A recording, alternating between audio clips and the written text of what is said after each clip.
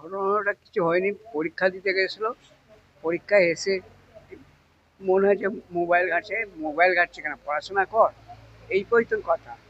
তারপর আমরা সন্ধ্যাবেলায় সবাই মিলে খাওয়া দাওয়া করলুম, করার পর ও শুতে গেল।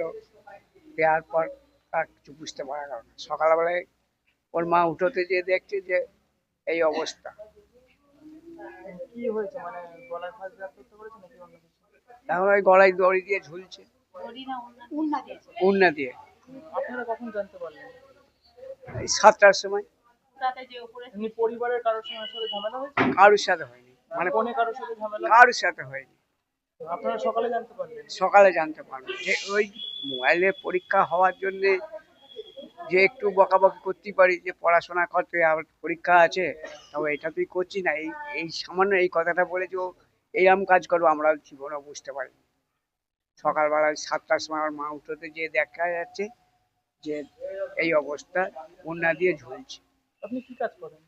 আমি ওই গরু থাকে আর ওই চাষবাস করি, জমি জায়গা অল্পই আছে, কোনো রকম চলে যায়। পরিবারের উপার্জনে কি আপনি শুধু একাই? আমি ওই 3টে মেয়ে, ওই একটা গেল, দুটো আছে।